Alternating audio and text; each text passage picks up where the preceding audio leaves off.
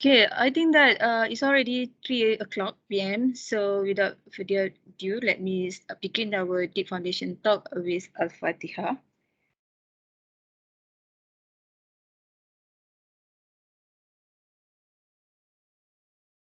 Okay, I think that masih belum terlambat lah untuk saya wish every one of you selamat Hari Raya. Kemudian tahniahlah sebab anda semua dah berjaya menjawab soalan test CEG 561, and I hope that every one of you are relieved dan juga happy lah for what you have done on your test one. So if you feel that you are not prepared well in the test, so please do prepare for the next coming assessments such as quiz as well as our final exams. So I think that every one of you has understand that we're going to have to talk on deep foundations. So deep foundations, as I explained in the earlier class, will be different compared to the shallow foundations. So I hope that every one of you clear. So there are some reasons why we are choosing deep foundation instead of the shallow foundations. So as you remember, the simplest requirement, whether you are choosing or select shallow or deep foundation, we need to look at on the first design criteria such as the shallow depth, and then also the soil profile from the site investigations report. So as you know, let me introduce our guest invited speaker from UNIMAP. So he's a good lecturer. I think that and he just finished his PhD, and he's obtained IR professional engineer.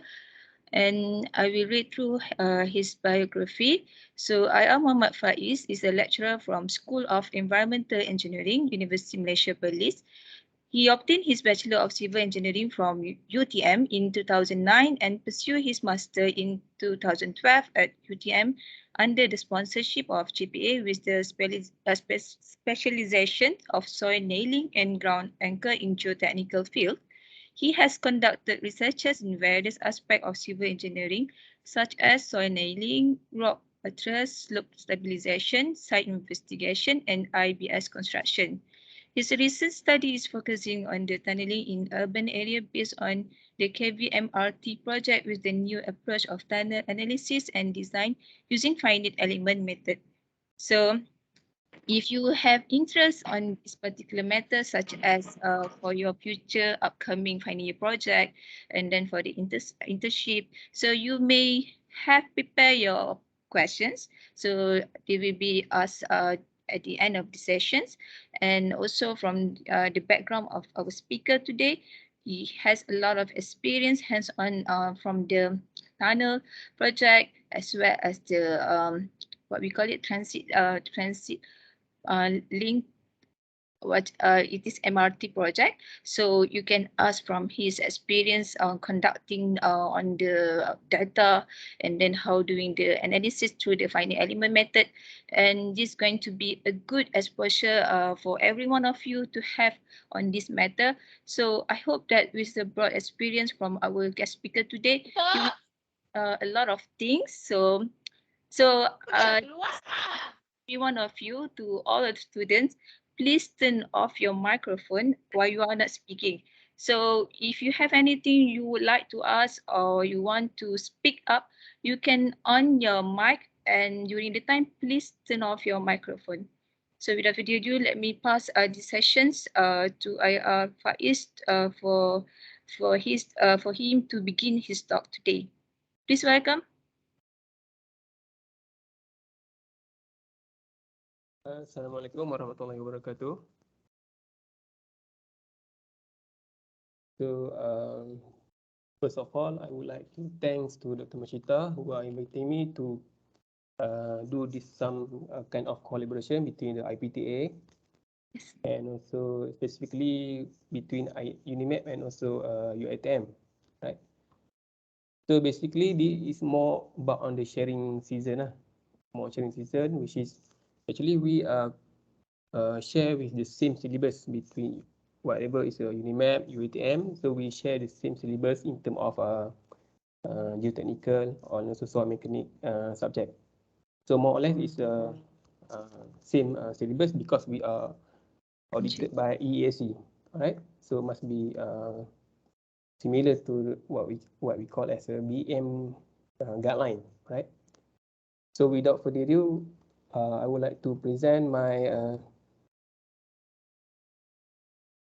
slideshow today. It's about the deep foundation. Okay.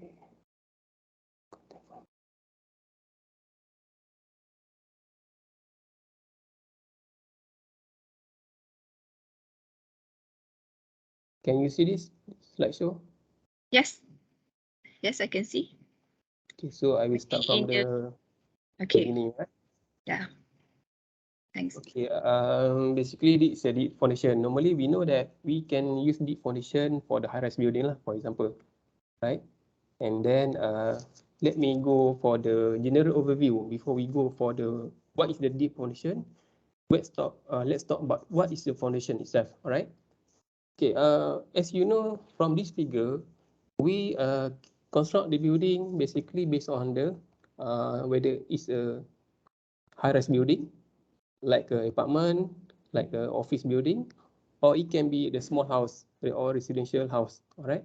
So based on this figure, as you can see, normally we divide by two categories, which is substructure and also superstructure. Okay, so in this case, the foundation is considered as a substructure, okay, which is the most important part of the building. Because why we call it the most important part? Because it's carrying the load from the superstructure, and we transmit the load from the superstructure to the ground, which is subsoil, either a soil or rock. Okay, soil or rock must have must have sufficient bearing capacity. So in general, building foundation uh, responsible for transferring and distributing building load to the ground safely and regularly. So this is the function of the foundation. Okay, basically, foundation can be divided by two categories, which is shallow and also deep foundation. As you know that for the shallow, we can use the pad footing, rough foundation, and straight footing. However, for deep foundation, normally we can go for the pile foundation, or we can go for the drill shaft foundation. And also we have some type of deep foundation such as caisson, and also the ball pile, for example. Okay, however, for the today presentation, I will focus more on the deep foundation. Okay, so this is the typical building in Malaysia, already in Malaysia. So let's say we have the existing ground. So this is the existing ground, and then we have intention to build or to construct the building. Okay, let's say we need to, let's say we want to construct the small house. Okay, and then for this small house we can use shallow foundation.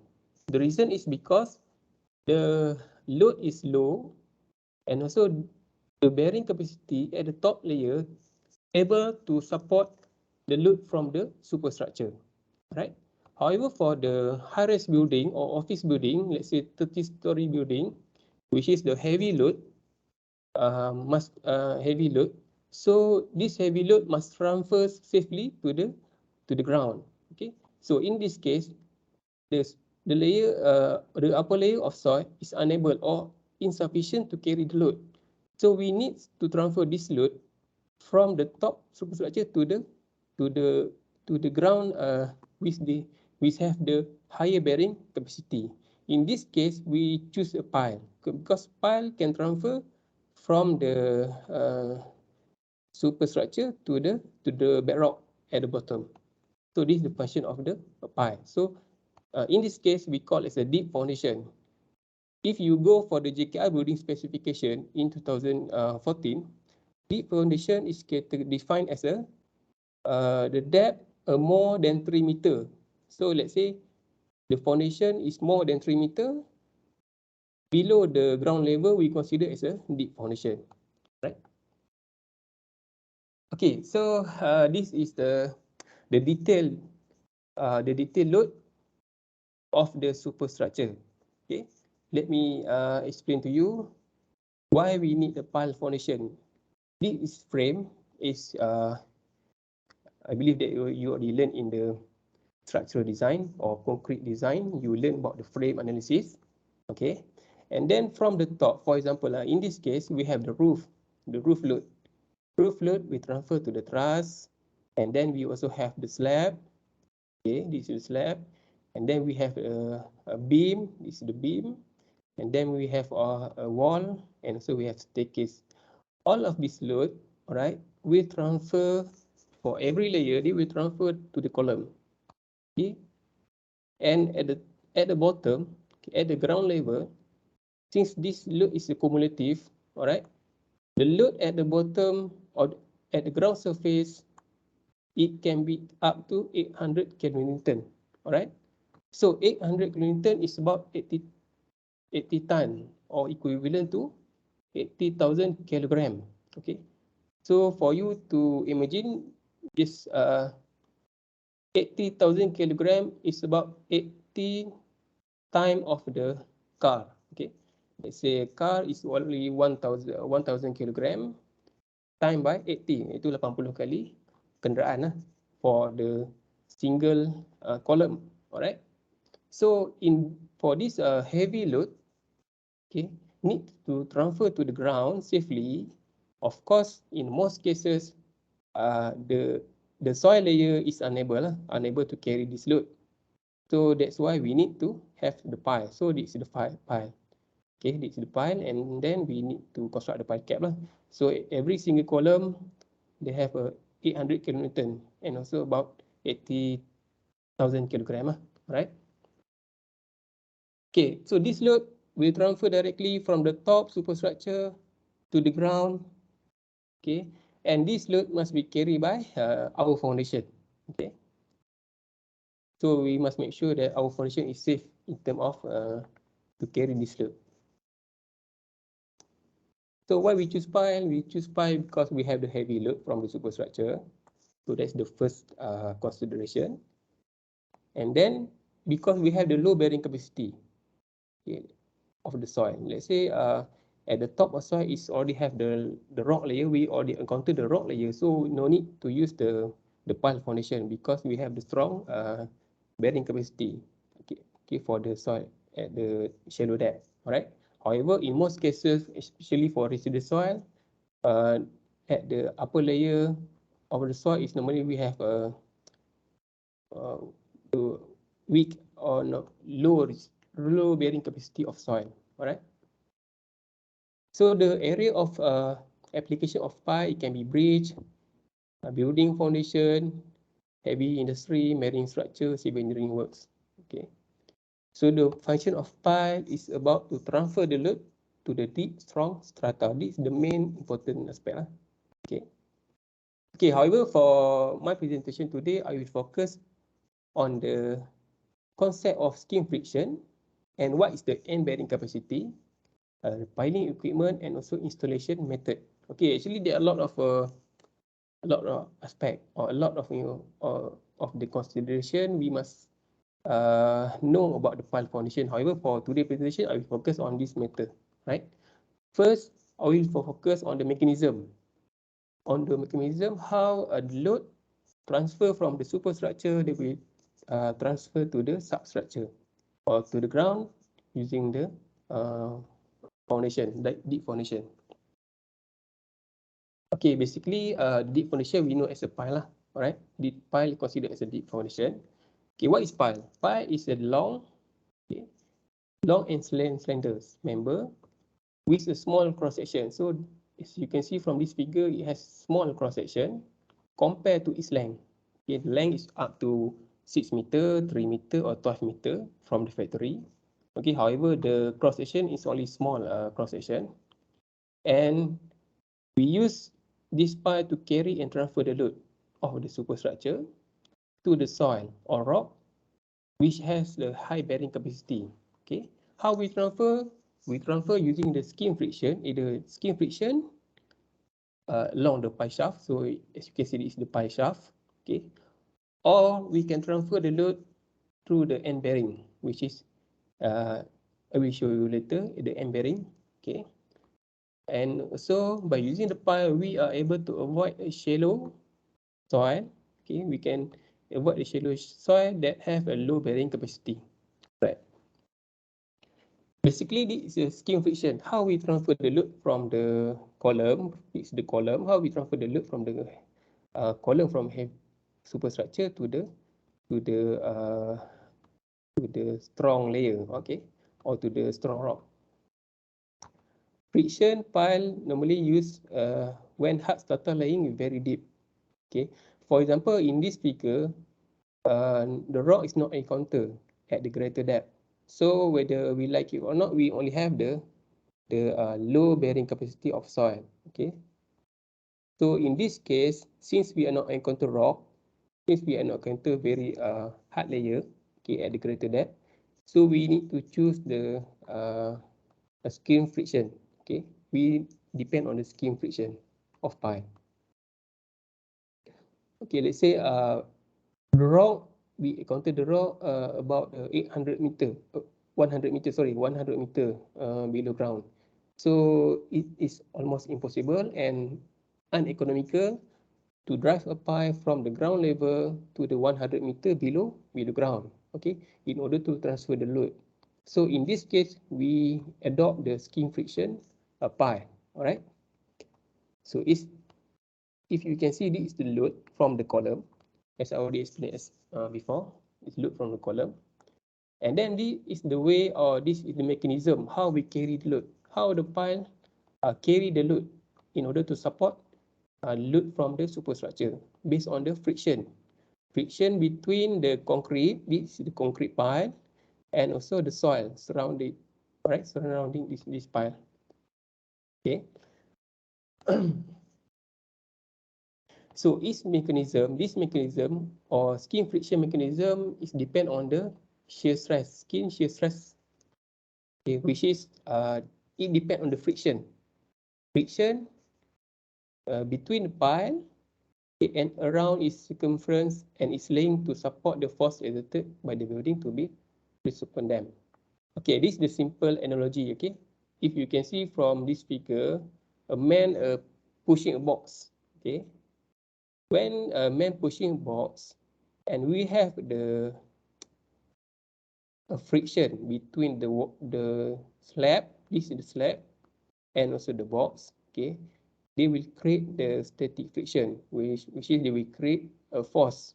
Okay, so this friction will resist the force from this box. Okay, because we apply the force, okay, onto this box, and then since we have the friction on the slab, okay, between the interaction between the box and also the slab, so we develop this friction. So this is what we call a skin friction. Okay, the same analogy also used for the pile, okay, which is for skin friction part lah. So we have the uh, concrete surface, pile surface, and also we have the soil. So when we apply load, this you have the friction. So this friction will carry the load from the superstructure. All right. Okay. However, this skin friction depend on the material. All right. Depend on the soil material. Okay. Because we know that we can have the sand material, sand soil type, or we can have the silt soil type, or we can have a clay soil type. It depends on the site investigation report. You can go for the site investigation report. You can look at the soil investigation report. What is the type of soil that you encounter on site? All right. So because every type of soil, they will act differently in terms of the soil mechanism. Okay. The sand maybe can produce the higher skin resistance. Okay, it actually depend also SPTN value, right? Okay, so different soil type will produce different skin friction. Okay, but this part you need to do analysis, do some calculation lah. Okay, how to calculate the skin friction? They have a lot of formula that we can use to calculate sand. It can what is the value or what is the magnitude that can it offer in order to support the load from the superstructure.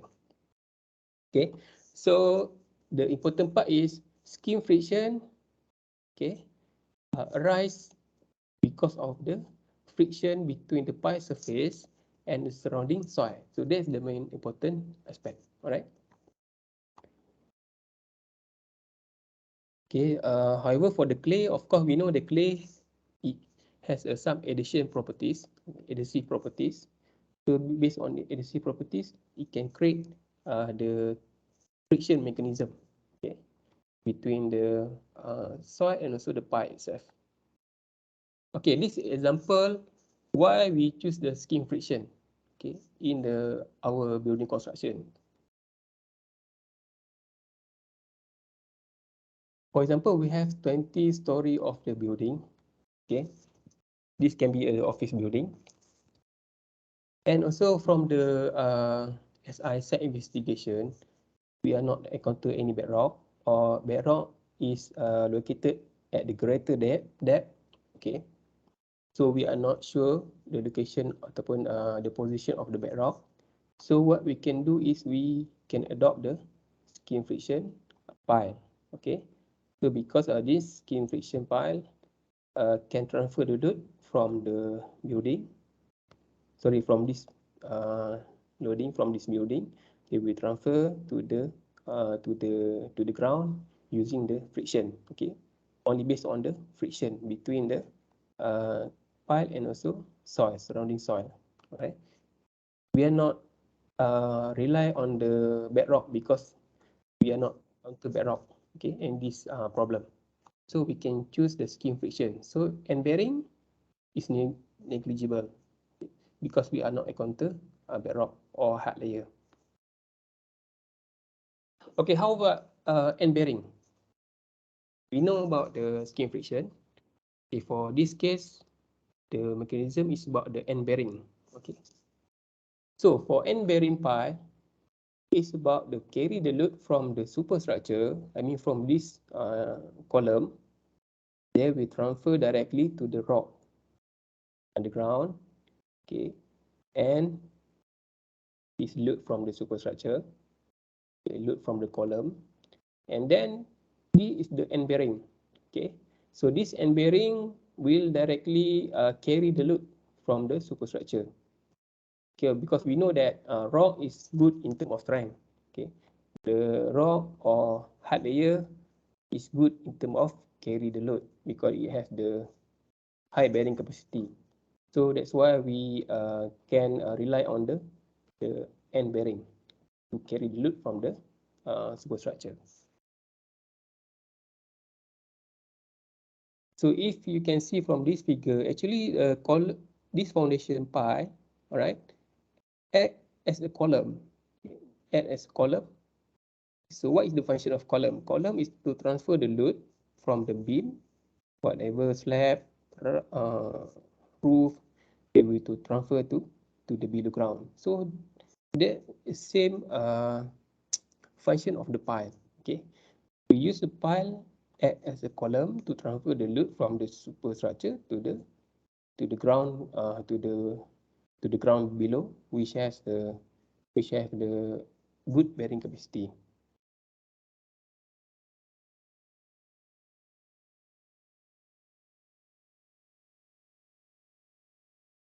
Okay, so this is the equipment that we use on site. Okay, we know that we can adopt pile because we need pile to transfer the load from the superstructure to the hard bearing strata underground. So how we install the pile?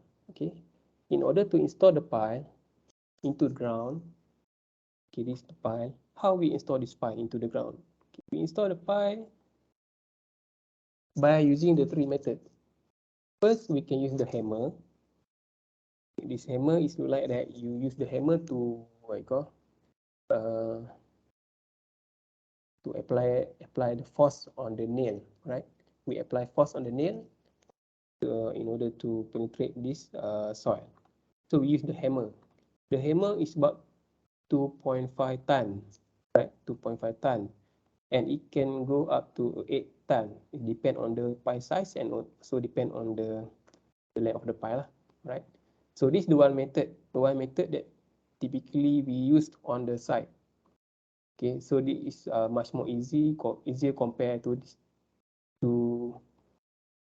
two methods. All right, we bring the piling rig on the site. We use the hammer. Then we have the pile, and then we start to drive this hammer, and we install the pile into the ground. All right. However, in some cases, for example, in urban area or in a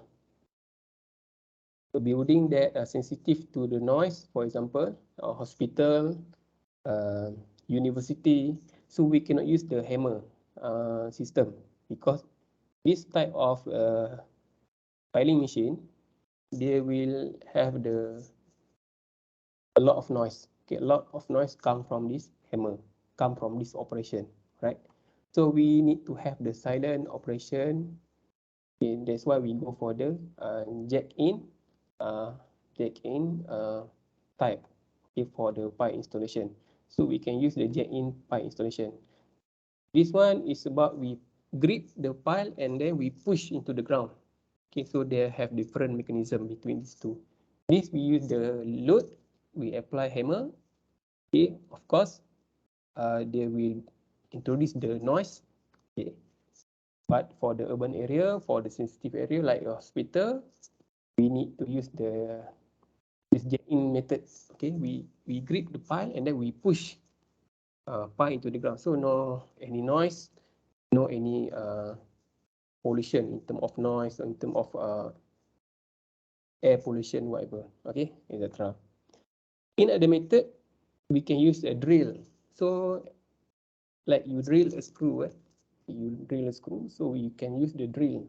So this drill, we drill the ground, we remove the soil from the ground, and then we pour the concrete. Okay, I will explain later the concept. Okay, the different concept of these two methods. Okay, and also it depends to us. Actually, it depends on the site, and it also depends on some criteria on site. Okay, which one that we prefer? Of course, for J-in is much more expensive compared to these two methods. Okay. However, we also need to consider the environmental aspect and also some constraint on site. Okay. If the site is allowed for the noise, for example, in the rural area, okay, in the new development, so we can choose for the hammer type. Okay. However, for the sensitive type, we need to use the jack-in pipe, and for the heavy load, okay, we can choose for the drill piling operation. Okay, another part is the pile. Okay, this is the most important element lah. Okay, in pile installation. Of course, we need to have pile, right?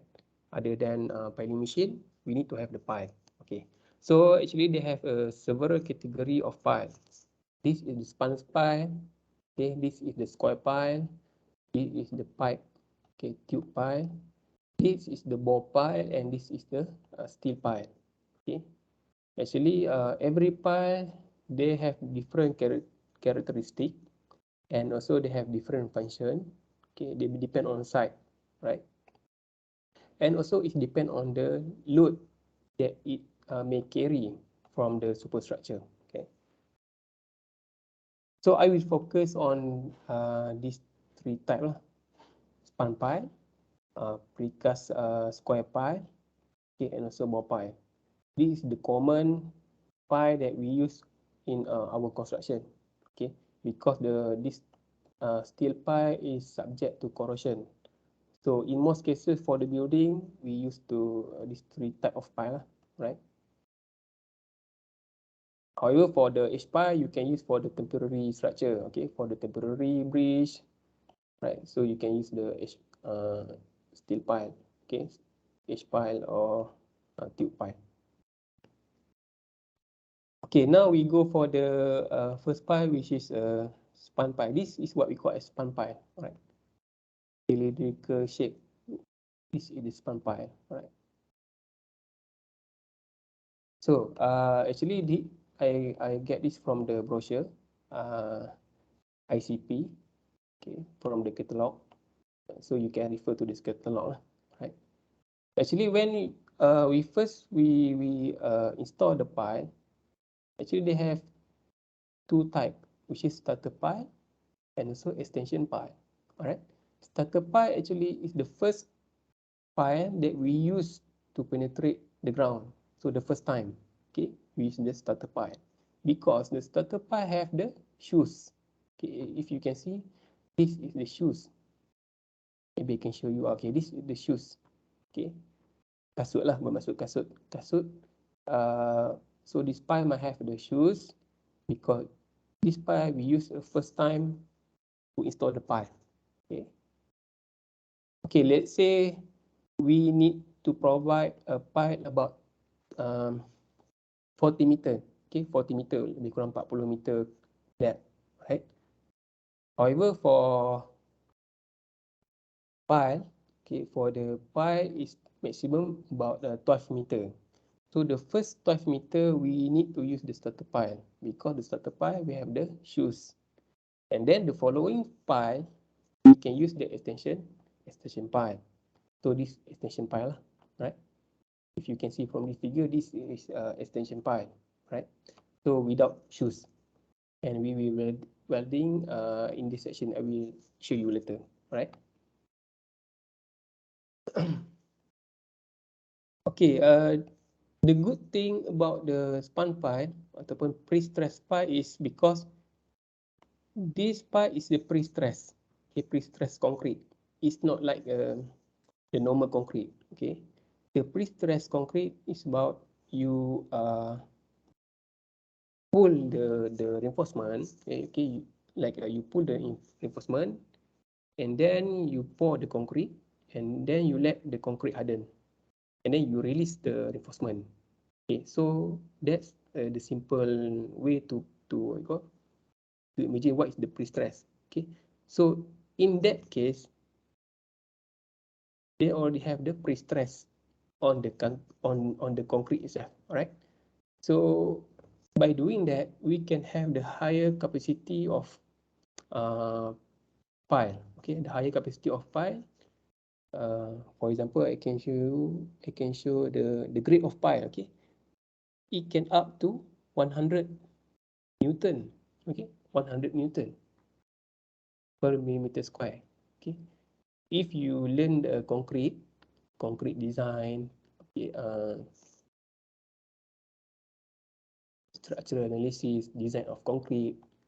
For the beam, for the column, for the slab, normally we use only 30 Newton or 35. All right, 35. Okay. However, for this pile, since they use the pre-stress, it can go up to 100 Newton. Okay, which is it have a lot of benefit to carry the load, to carry the heavy load from the superstructure, right? Because the strength of the pile is related to the capacity, ability of pile to carry the load, right? So of course, from this figure, you can see they have the reinforcement. This is the reinforcement. This is the pile shoes. Okay, at the okay, and also we have the diameter of pile. You can check the diameter of pile. The minimum is 250 and maximum 1.2 meter. All right. And then we need to have also pile plug. Okay, after we install the pile, for example, if I can show you, okay, because we have void, right? This is the void. When you install the pile, okay, how you construct the pile cap on top of this pile? Okay, because the hollow along the pile, okay, if let's say your pile is 40 meter depth, just imagine this hollow section will go along the 40 meter depth of your pile. So that's why we need to have the pile plug. So this is the pile plug, right? We put the pile plug and then we pour the concrete. This is the pile cap. Okay, pour the pile cap. Okay, from this brochure, the most important aspect that you need to consider is the size. Okay, the size of the pile that you need for your design, you need for your construction, and also what is the recommendation of axial working load. Okay, so this pile can carry how many weight? Okay, how many weight it can carry, right? In terms of ton, you can check. For example, 800. Okay, 800. Sorry. For example, 84 ton. Okay, let's say we choose the 300 mm of the diameter pile. Okay, from this brochure, you know that it can carry about 84 ton. Okay, 84 ton, if you can refer to this value, 80 ton, almost 80,000 kilogram. So this pile, 300 mm, okay, can carry about 80,000 kilogram, right? So this is the benefit of pre-stressed concrete, because it have the higher grade of concrete. All right. Okay, so when we design the pile, the two elements that we need to consider is the soil and also the pile itself. Okay, if we have uh, the good bearing capacity of the soil, for example, you have the good bearing capacity of the soil, but your pile unable to carry that load, so they will have the crash. Okay, they will have crash in terms of structural. Okay, the pile will crash itself because it's unable to carry the load. Although the soil can carry the load, but the pile itself cannot carry the load. Okay, because when we talk about the pile, all of the load we transfer to this element. If you cut this section, this circular section, okay, all of the load will transfer to this surface, to this area. Okay, they will transfer to this area. So that's why we must check, we must use the recommendation from the factory, the capacity of the load that can be carried by this pile, right? And after this, after you consider this recommendation, and then you can check for the soil bearing capacity, whether the soil can carry or not. Okay. So we need to consider two aspects. If we install the pile, either our pile is failed or the soil is not insufficient to carry the load. So these the two criteria lah. Okay. First, whether our pile will fail in terms of structure itself. Okay, so pile tu tak mampu untuk menanggung beban tersebut. Pile tu sebabkan oleh it has the not low spec, is unable to carry the load. And the second, whether the soil can carry the load or not. Okay. So you must check in terms of that criteria. So this is the pile shoes.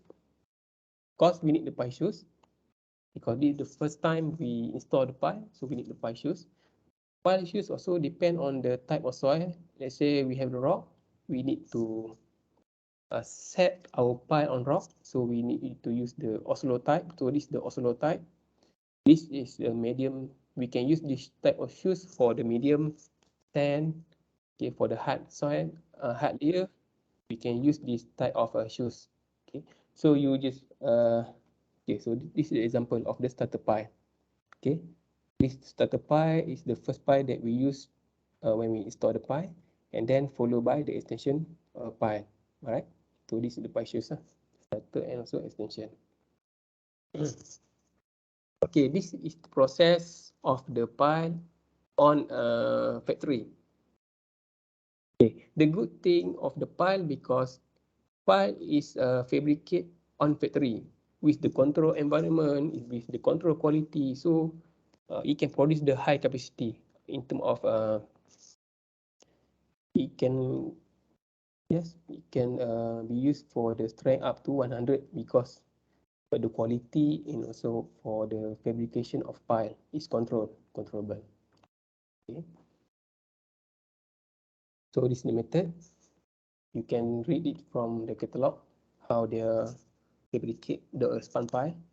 Okay. This is the process. pile spinning, concrete bleeding, feeding.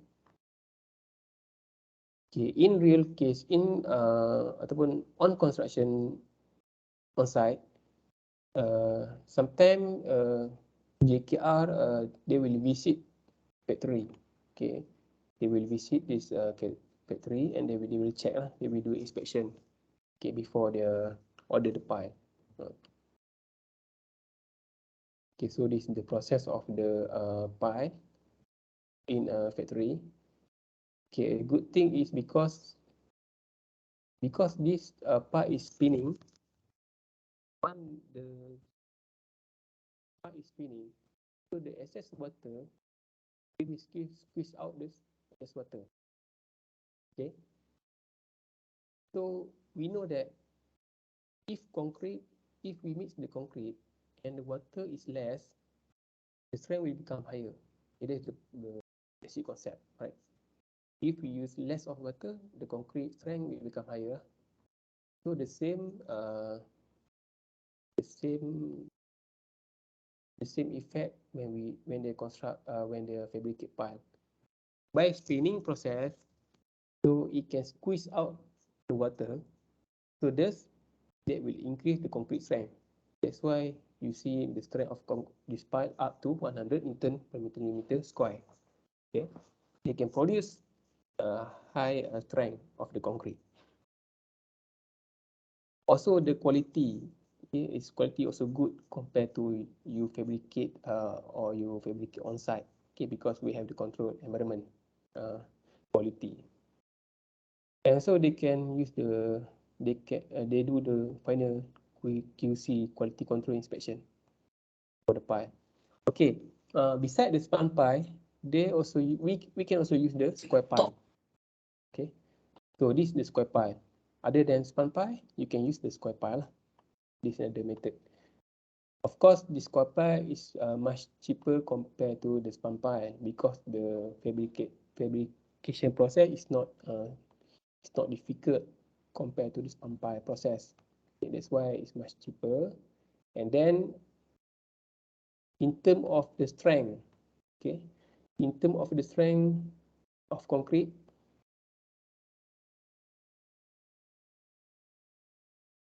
it can be up to 60 Newton.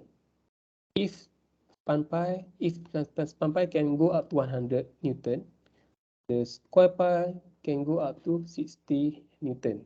Okay, because this is not the pre-stress. Okay, this concrete is not the pre-stress concrete. So they can go up to 60 maximum lah. Okay, maximum of the strength, concrete strength. Okay, which is much higher compared to column or slab or beam that we construct on site. Okay, normally we construct on site only we use plate of concrete 35. Okay, however, when we control the environment, we control the quality, okay, we control the mixture of the concrete, we can go up to 60 Newton per meter square, right? Okay, also similar to the span pile, we have pile shoes. They have different pile shoes. It's for the rock shoes. Okay, if we encounter the rock, from the site investigation, we need to order the rock shoes. Okay, square pile with the rock shoes because we encounter the rock from the site investigation. Okay, let's say we just encounter the residual soil, hard layer of soil, so a type 4 is sufficient. Okay, normally we use the type 4 as pointed shoes. Okay,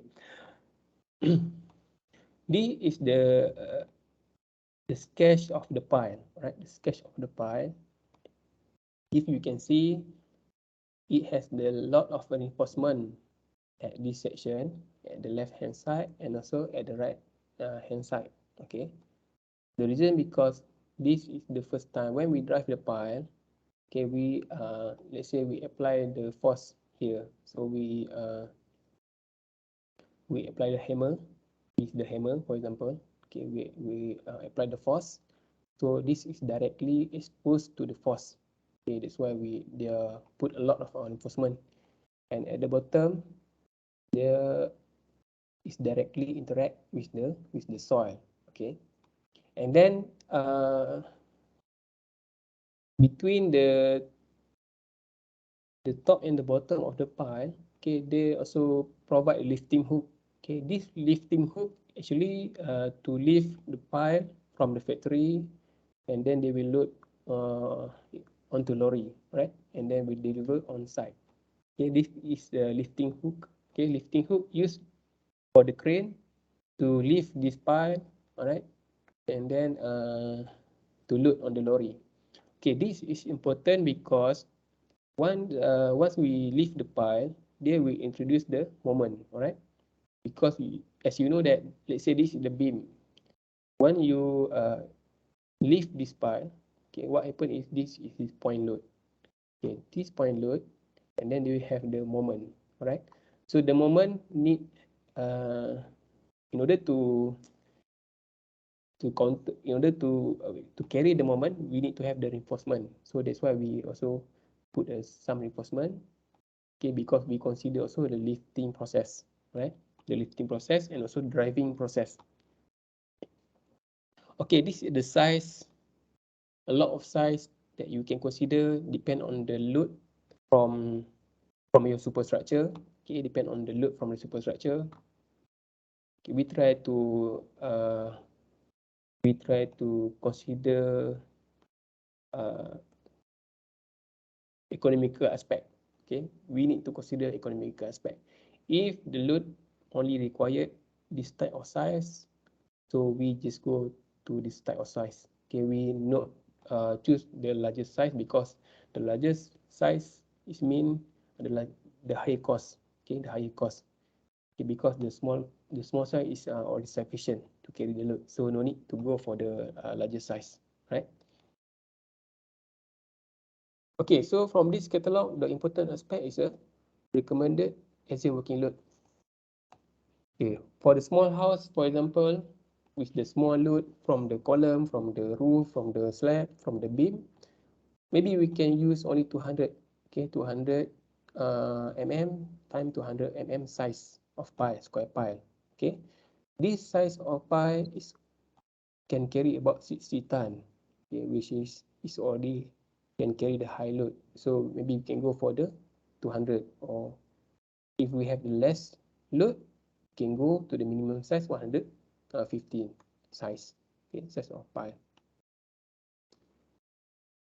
Okay, this is the condition of pile in a factory. Okay, this after the undergone the curing process. Okay, and then they have stacking. This is the stacking stack. So how they arrange the pile in factory. This must be vertical to the lifting hook. This is lifting hook, and you must put the stack directly under the lifting hook because the pile also already designed, okay, for this lifting hook. You cannot simply put stack at the middle, okay, because it can cause a crack. Okay, it can cause crack. Okay, so that's why they have a proper design when they fabricate this pile. So this lifting hook must be used when you lift this pile. Okay, it also need to be used when you store on site. Okay, this is the stack. Okay, this is the piling work in progress on site. Of course, the first is we use the starter pile, and then if we need to have extension, we use the extension pile. So for the starter pile, they have shoes. Okay, extension we just welding. We just use welding. All right. So this is the process. Okay, the procedure on site. First, we drive the hammer. We drive the pile using the hammer. Okay, the hammer maybe can be up 2.5 ton, 3 ton, 8 ton, 6 ton. Okay, depend. Okay, once you drive the hammer, once you drive the pile into ground, and then this is the result. Okay, what happen is you have a lot of the what you call, because once the pile is set, they have the varies in terms of length of the pile, they will varies. Okay, because they already reach the certain depth, and then what we do that after that is we cut off the pile. Okay, we excavate this section. Okay, this is the what we call the platform level. This is the platform level. After you after we finish the piling what we call the piling process, we excavate this area because we need to prepare for the pile cap. Okay, we'll excavate this area and then we cut off this pile. So we cut off this pile. So this is the result lah.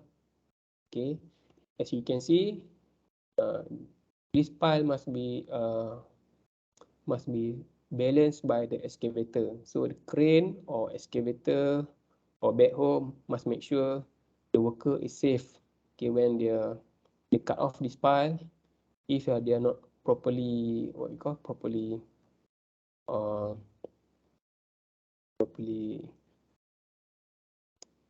take care of this pile, okay, this pile has possibility to fall and cause a risk or injure the workers. Okay, that's why they must use the excavator. Okay, and then they must secure this pile before the cut off process. Okay, this is the result. Once they finish the cut off of the pile, and then they pour this is what we call mortar ataupun Lincoln. Okay, sorry, Lincoln. Okay, this is the Lincoln. Lean concrete before we start pile cap. So this is our pile. Okay, you see this is our pile, and then we already cut this pile. Okay, and then we provide the formwork. This is the formwork. Okay, and then we put the rebar reinforcement. Okay, reinforcement. Okay, and then we order the concrete from the batching plant. You can use the grade of concrete normally 35. Okay, batching plant, you can order grade of concrete 35 or 40 Newton lah. Newton, depend. Okay, and then you pour the concrete into your pie cap. Okay, this is your pie cap. And then after that, maybe 2 or 3 days, concrete is already hardened. And then you remove your formwork. Okay, this is the final result. This is your pie cap. Okay. After you have a 3 number of pie below ground, and then you integrate them with the pie cap. Okay, so this to ensure the what we call the integrity. Okay, because this is your column from the superstructure. Okay, this is column for the column from your superstructure. Then we transfer to your pile. How to integrate your pile? You using the pile cap. So this is pile cap lah. Of course, you will learn pile cap design in your concrete too. Okay. Okay. Then I will continue with the JKR spec. This is an installation of pile based on JKR specification, which is very, very important when you work on site. Okay. Because if you work and you are not if you are not referred to the JKR spec, okay, you just simply order the pile, you just install the pile without referring to JKR spec.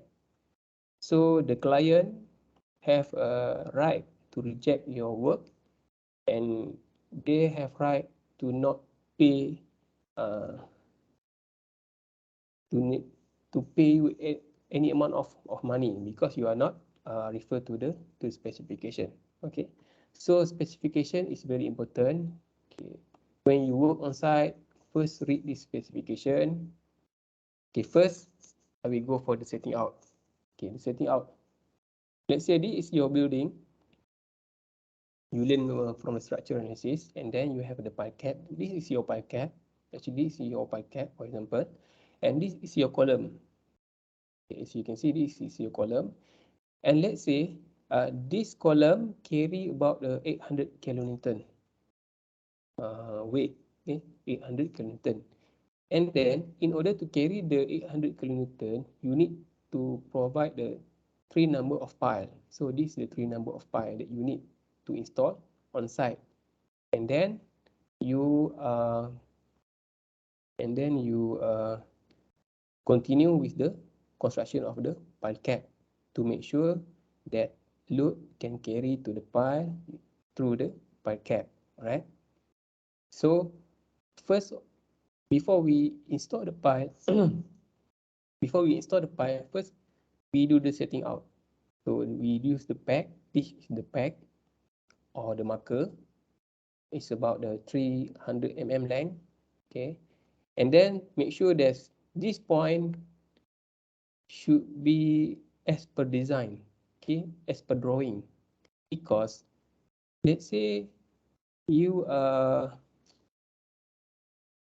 let's say you mark the pipe at this location. Okay, at this location, and your building actually the position of your column is at this position. What happen is the load of the load from the column cannot transfer to your pile. Okay, because your pile is out of the position from the drawing. That's why we must appoint the surveyor, the professional surveyor or ataupun registered surveyor, and then you must accurately drive your pile at the exact location. Okay, because your pile is functioned to carry the load from the loading from the column. If the pile is offset, so mean your column will sit ataupun will not directly transfer the load to your pile, right? Okay, then for S, okay, so this the setting out, and then position. Okay,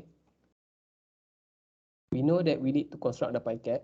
After you install the pile, you need to construct the pile cap. This is your example of the pile cap. You can have a 4 pile, 3 pile, or 6 pile, depend on the design.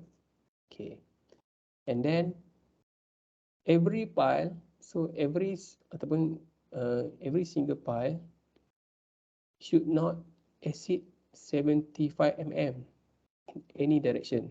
Okay, let's say in your drawing,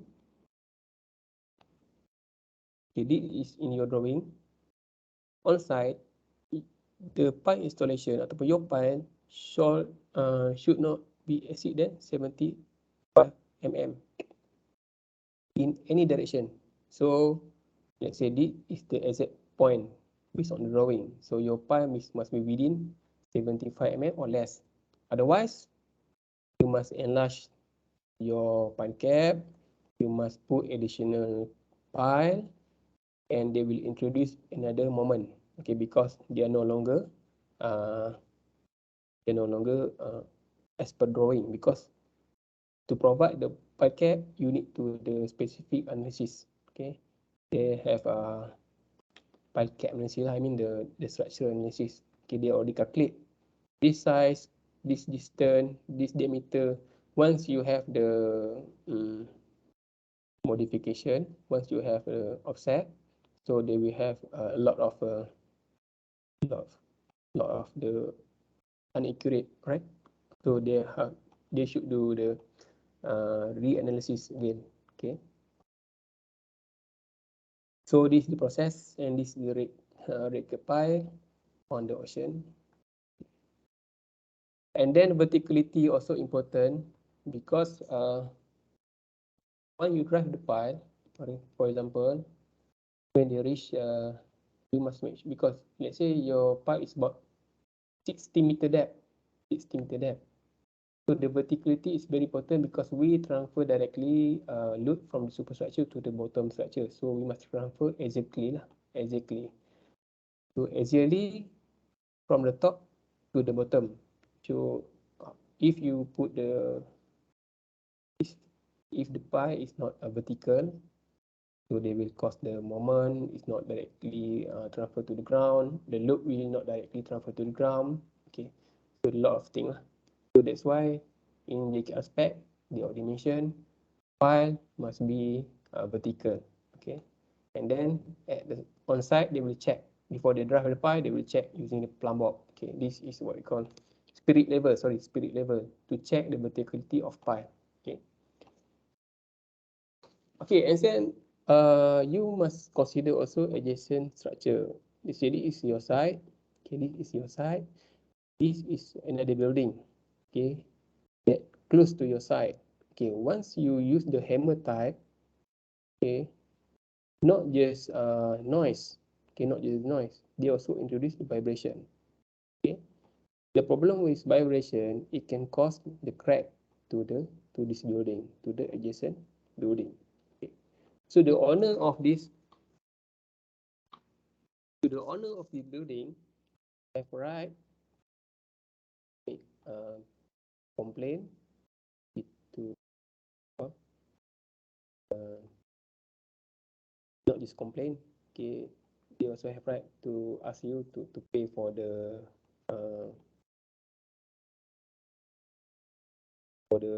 perbaikan, okay, pemulihan dan juga perbaikan bangunan tersebut. So in order to avoid that, we use the monitoring system. Before you drive your pile, make sure you put some equipment monitoring system on the adjacent building. Okay. So by doing that, the owner of the building, at least you have evidence lah. Okay, at least you have evidence, and then you can argue which is your side, your construction or your piling piling process never disturb their building. So by using this monitoring system, so that is also important, right? Okay, I think we have only remain 4 minutes, 4 minutes left. Okay, and then I will continue with existing service. Of course, before you drive your pile, you must make sure all of the service is already identified. Okay, let's say you have the cable, electric power supply, fiber optic must be relocated. Okay, must be relocated to another place before you start your driving pile. Okay, otherwise, this fiber optic will be damaged.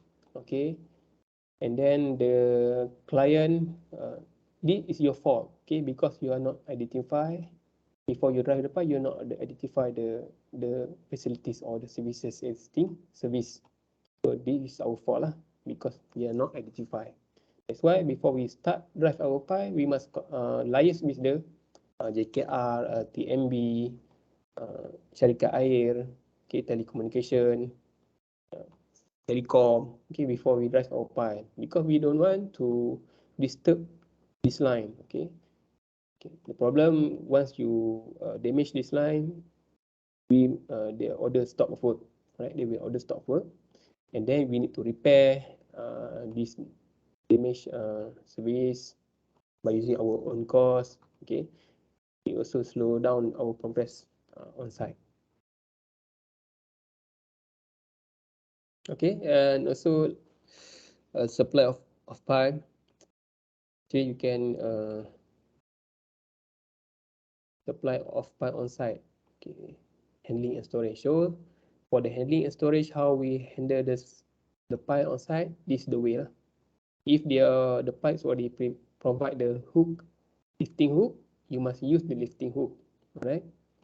For this pipe, span pipe, you must use at the end of the pipe, bottom and at the top. So we lift the pipe using the hook, right?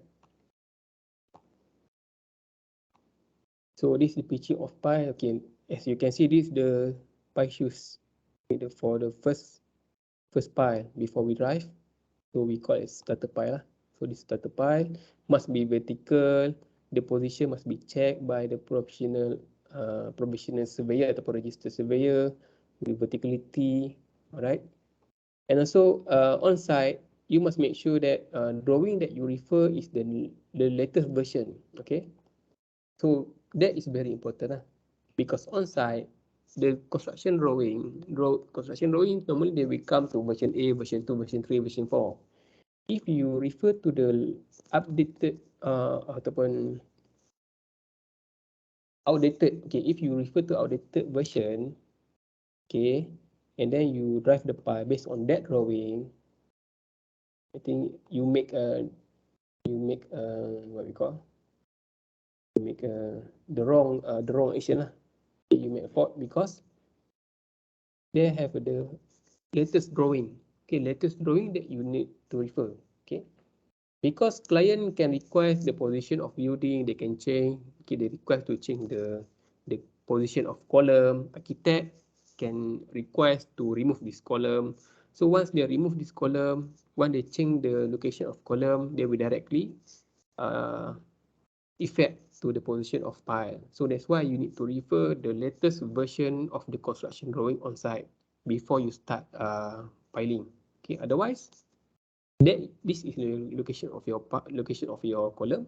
However, your pile is offset maybe 1 meter, 2 meter, 3 meter from the location of the column. So that's the problem, the common problem on site. So make sure that you refer to the latest drawing, latest construction drawing on site. Betul Mashita? Sampai pukul 6 minit Okay, boleh proceed until last slide lah. Dalam few minutes left lah. 2 minit Ada lagi. berapa slide Dr. Zaki? Tak masalah. Saya cuba ni cepatkan kalau boleh. Okay, so this is the driving of pile on site. Of course, they use the hammer. This is use the hammer to drive the pile, right? Driving of pile. Okay, so this is the blow. Okay, once you drive the hammer, okay, at a certain time, at a certain depth, you need to stop. Okay, you stop because of the two reasons. First, because of that is the skin friction.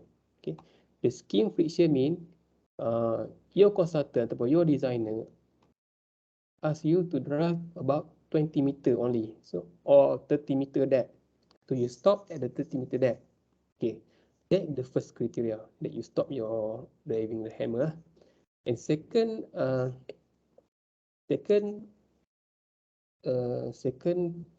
part, why you stop when you stop your driving the hammer, because of the hammer, the pie is already set, right? This pie already set. How we know that pie already set?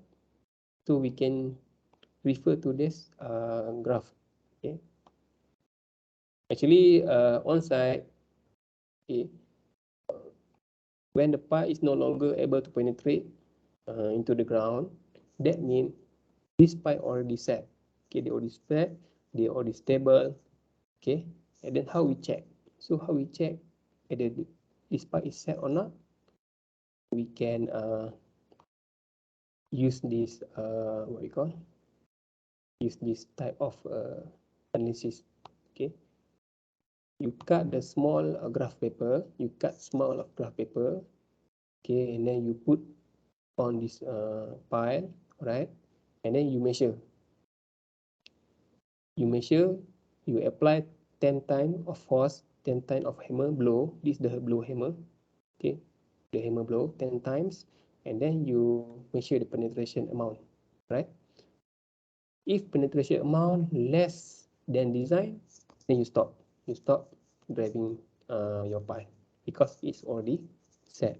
Okay, for the 10 times of blow of the hammer, let's say penetration amount only 10 mm, okay, which is 10 mm, mean you can stop your driving, you can stop the driving the hammer because the pile already set, right? Okay, and another part is bopile. So this another part is the bop. So there are a lot of the pile that we can use in industry. This is the bopile. Okay, actually you can read this from the JK aspect.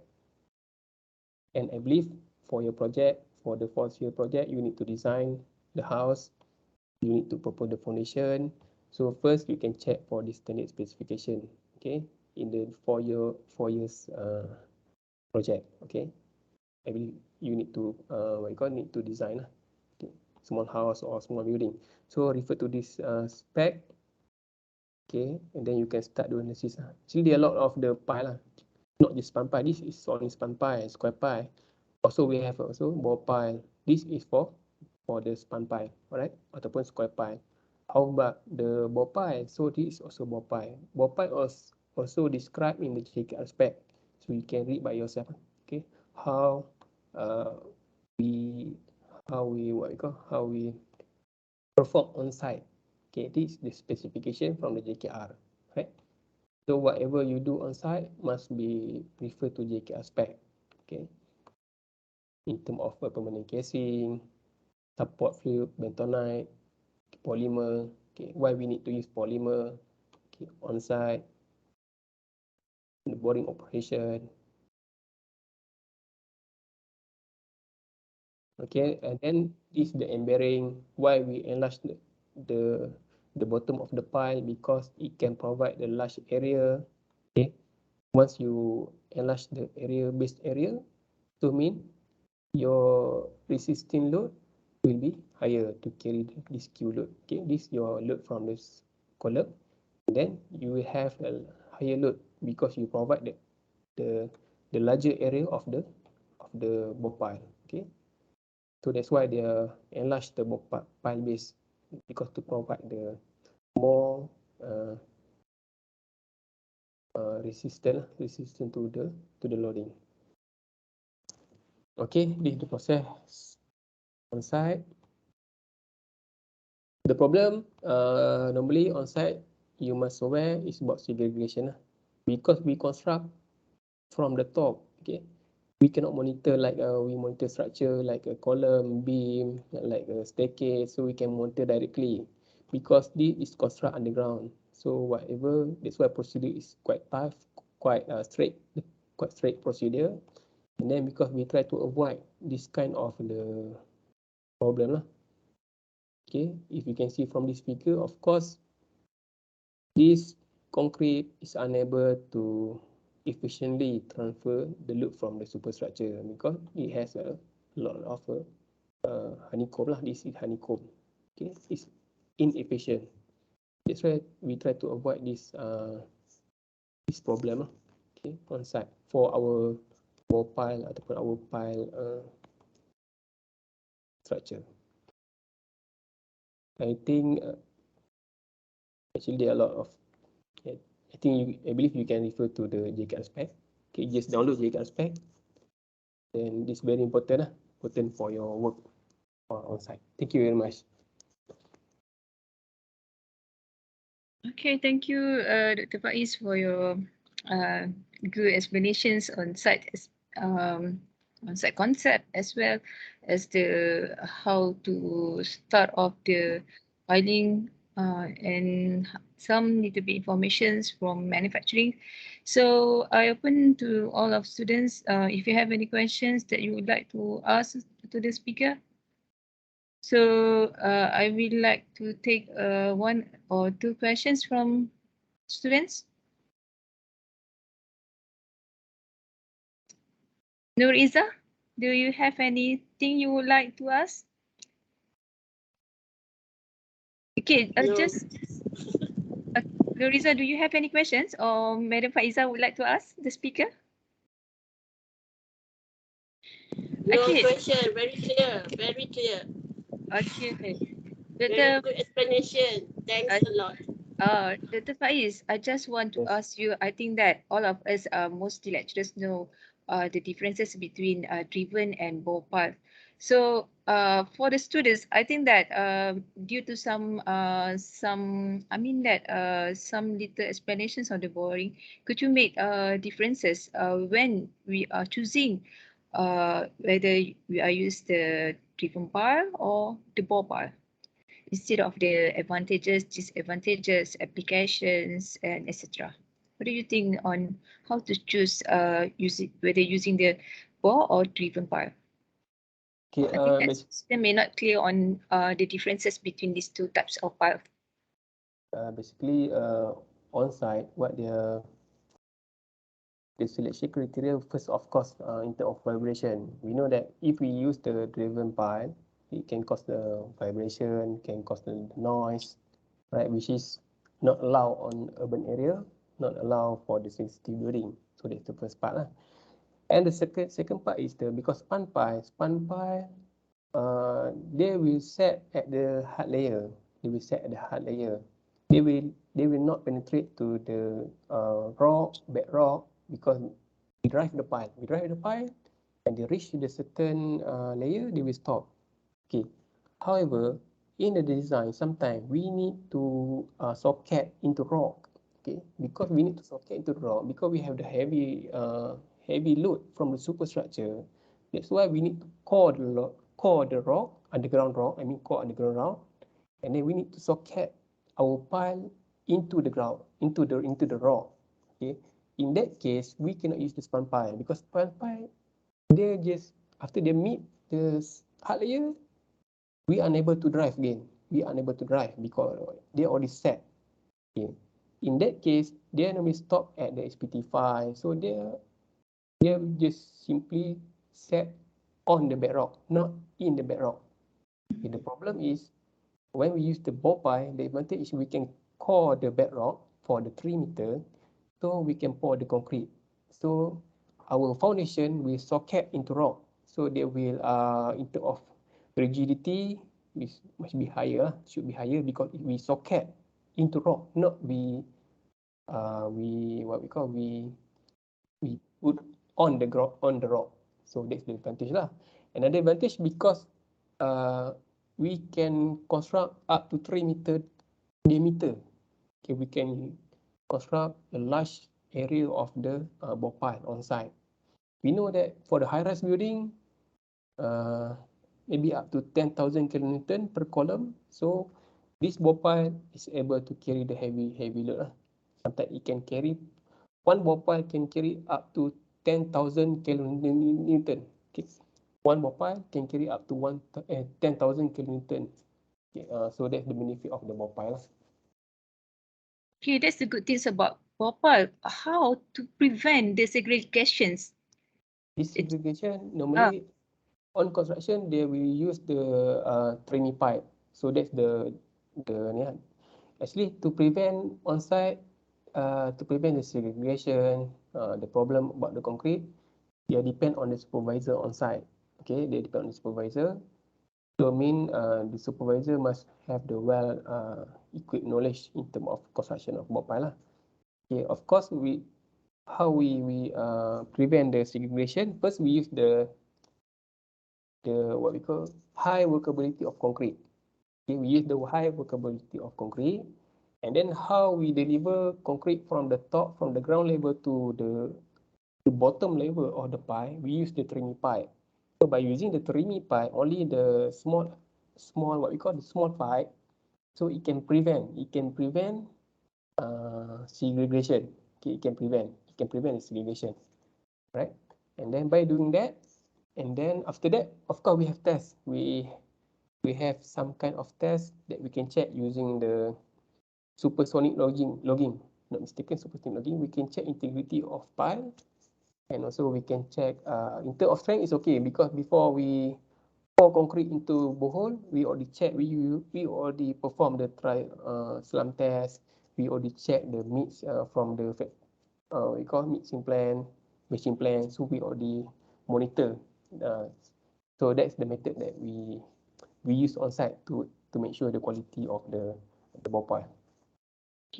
Okay, thank you, Dr. Faiz. Okay, please call any student ask questions to Dr. Faiz because this is a good exploration and also explanation from the speaker since he has a lot of experience on site. So I think that the students need to take opportunity to ask. So please, one students just ask one question to the speaker. Anything that you would like to ask on the topic or else? Okay. Okay. Anyone can turn on your microphone? Okay. Here from Nur Iza. Hello. Okay. Please, who is that? Okay. Assalamualaikum. My name is Putra Iskandar. Okay. Okay.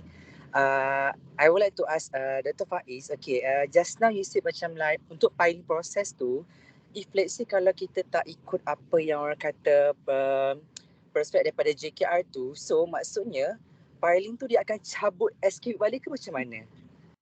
Macam tu. Sebab kalau tengok dari segi proses kan kita dah excavate ikut dia punya kedalaman. So if let's say kalau kita dah orang kata proses piling tu semua, so means kita akan gali lagi lah macam tu ke macam mana Dr. Faiz? Yang tu saya clear sikit lah.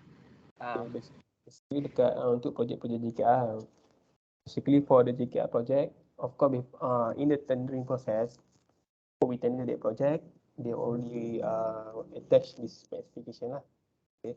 So the senior supervisor, the senior engineer, they're already aware about this specification actually. If you go for as a fresh graduate on site, they already have a supervisor from the JKR, first supervisor from JKR, and then also engineer from JKR. They will have the meeting and also supervision on site. Okay. The problem, actually the supervisor, the ataupun representative or consultant, they will they will supervise your work on site, okay, and then sometimes JKR as a client, they will aware on this aspect, okay. However, if you make a mistake and that is justified by the by the consultant, okay, so it will be accepted by JKR lah. Dia not, dia taklah maksudnya cabut semua, taklah, because you already done, you already complete, right. But they will maybe they will perform another test, another what we call non-destructive test after the complete. They will go for non-destructive test to check the integrity of your file, to check. But actually for the location it's okay. Location we know that from the top, we know, let's say you offset too much from the original ground, from the original direction, we need to install another file lah. Okay, we need to redesign the parquet. But in terms of ball pile, because we construct on site, we deliver, we we order concrete from making plant. Okay, so that is the record lah. That is the record. Okay, so once you make a mistake, so maybe JKR have a right to ask you not to reject, to ask you to conduct another test, like PDA test, for example, another two a field test, okay, to reassess your mobile, okay, condition. Okay, thank you, Dr. Faiz. Last question then from Nur Izzah Mirza. She asks, what if the pile breaks during the installation and when it is already placed in the soil? Do the contractor itself have to replace the pile or just proceed with the construction? Will it affect the structure if they buildings? Normally, okay, first of all, before we install the pile, we consider the factor of safety. Let's say our building is our column is about 1,000 kilonewton. So when we go for the foundation design, normally we will adopt 3 times, which is our foundation must carry 3,000 kilonewton, which is 3 times from the structure, from the design. Okay, that's what we call as factor of safety. Okay, in this case, if that is happen underground that we didn't see, okay, because we know that our pile they will set. Since they are set, they already considered as stable, as a stable condition, because they already set. Okay, and then after that, we also have conduct the PDA test to check the integrity between the pile, okay, the starter pile and extension of pile. Okay, let's say they have the problem, they have the what we call misalignment. Okay, they can ask for another, they can put another pile installation. Okay, they can install the additional pile. Okay, and then they will design again the pile cap. Okay, they will undergo that process lah. In terms of the cost, if that is mistake from the mistake from the contractor, so contractor must install the pile by using his own money lah. Okay, so that's the normally we adopt on site. Okay, thank you, Dr. Faiz, for explanations and presentations. So before we end our talk today, I would like to call upon all of the participants, especially students and speakers, to turn on the camera so that we can have a photo sessions right now. Okay. Okay, buka kamera students. Ambil gambar.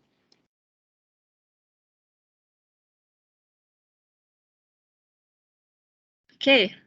Hai, berapa orang ni buka? Kahan nak habis tak? Nanti saya bagi attendance link ya. Tengok dekat chat room.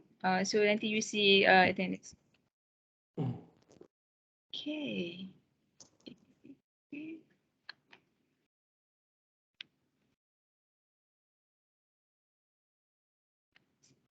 Sekejap eh.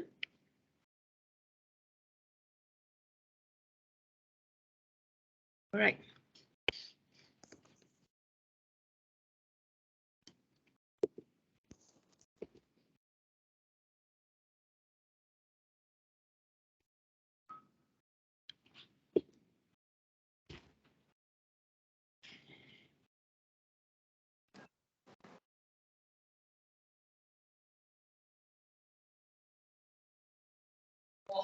Okay, sekejap ya.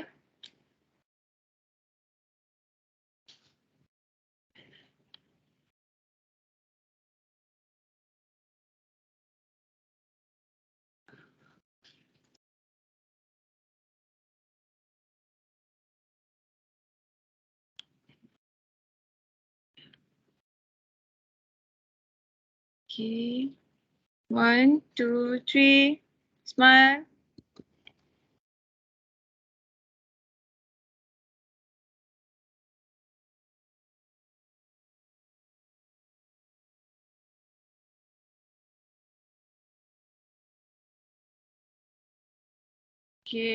Okay. Last screen. 1, 2, 3. Smile.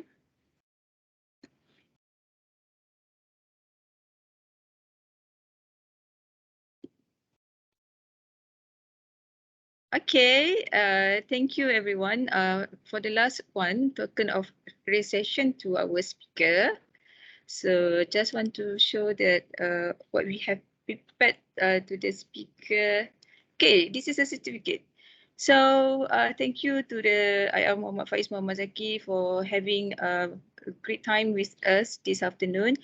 And I hope that all of the students enjoys this session stop. And for your information, next week I'm going to take over all the classes for the last subtopic in chapter 2, which on calculations, ultimate bearing capacity for deep foundation as well as the settlement. Okay, for your information as well, there's some attendance link that you need to fill in, and as well as from the U Future, don't forget, please tick your attendance in the U Future so that we can verify what we call it here, awak punya kehadiran lah. So kalau kata you hadir dekat sini, dekat MT, tapi kalau kata apa orang kata you future you tak verify, so we can consider that you tak join the sessions. So I need every students to isi Google Form ni lah attendance.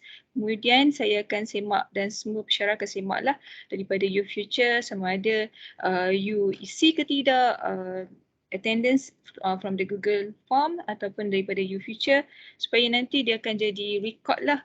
As well as for your information juga kita akan kita akan ada final exam tau untuk this course.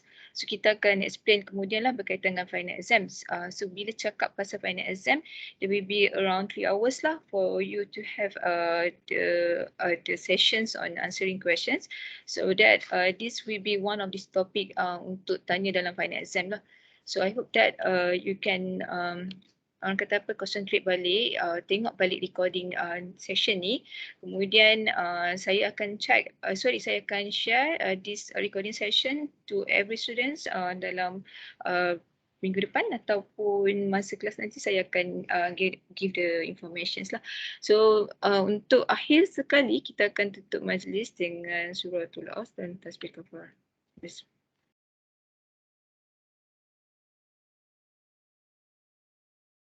Okay, Assalamualaikum warahmatullahi wabarakatuh. So attendance ni saya buka lah Google Form ni, saya buka dalam 30 minit. Pukul 5 tu tutup. Saya akan tutup. So isi segera pada semua student. Terima kasih sekali lagi Dr. Faiz. Terima kasih kepada semua pesyarah yang hadir secara online, juga para pelajar. Dan jumpa lagi untuk kelas di hadapan minggu hadapan. Dari saya dan Assalamualaikum warahmatullahi wabarakatuh. Waalaikumsalam. Thank you, Doktor. Thank you, Dr. Salam. Very helpful. Thank you, Doktor. Thank you, Doktor.